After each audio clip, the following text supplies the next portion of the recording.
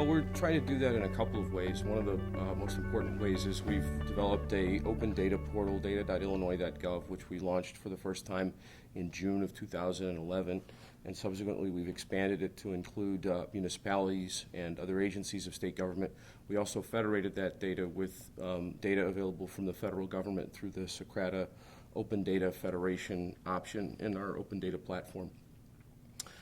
In September of 2012, Governor Pat Quinn, who's my boss, issued an executive order to adopt what we call an open operating standard. The open operating standard is a policy that requires all the agencies to maximally produce open data for the benefit of citizens. And we think about three things with open data. We think about transparency, we think about accountability, and we think about economic development. We think if the state tries to make its data presumptively available to its citizens, it promotes a new type of relationship between citizen and government that hopefully will be mutually productive.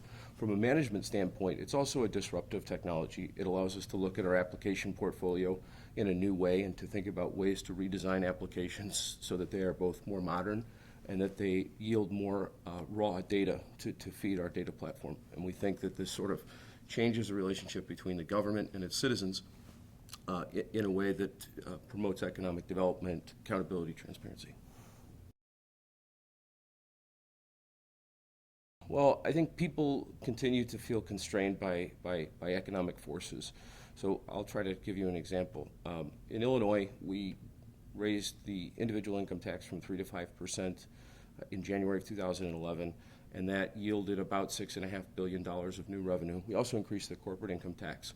But because of the growth rate in our pension liabilities and our Medicaid program, which is about 8.5% a year, the available resources for every other function of state government, so that's public safety, education, human services, to name three of the biggest categories, that available revenue for those areas continues to decline because so much of the new revenue is eaten up by Medicaid costs and by pension costs. So the biggest reality that state government is facing is that fundamental parts of its responsibilities, public safety, education, human services, are feeling a budget crunch, even in states that have increased revenue and even in states that are really committed to keeping those services available at a reasonable level.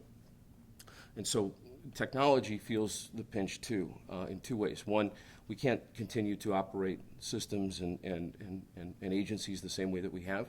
And two, technology has to be a partner to allow the rest of the enterprise to work more efficiently and in a more nimble way. So the trends that I'm seeing are, really quite decisive steps into cloud computing, driven in part by economics, but also driven by a desire for increased agility. So that would be one example. The other thing is you see people not having the same appetite for long technology projects, the traditional implementation for like an old ERP system of 3 to 5 years. There's less patience for that, both from elected officials, from legislatures, and from, frankly, executives in the executive branch itself. So I think there's a desire to have what are colloquially known as quick wins, so people wanting to see a quick return on investment. There's less of a desire for you to have a long-standing investment where the benefits may not be realized for 3 to 5 to 7 years. Professionally, I think the biggest challenges that we face are the increasingly complex demands of a changing and growing society and the relatively stagnant capabilities of government. So we're limited by personnel laws, by procurement laws, and by outmoded procedures and bureaucratic structures, okay? And so that model of delivering government services and administering programs and agencies is increasingly asynchronous with the types of demands that the public is putting on us. And I think Obamacare is a pretty good example of that. We have to interface between, for example, the private healthcare marketplace and the general population to provide things like exchanges, like a Medicaid eligibility system. And that requires new and different, varied skill sets. And people have to have multiple skill sets. And our purchasing laws, our personnel laws, our organizational structures are just not suited to that kind of nimble, flexible, and dynamic set of demands that are being placed on us. So reconciling the traditional strictures of government with the increasingly complex demands of a changing society, I would say, is the category that probably defines most of my professional challenges.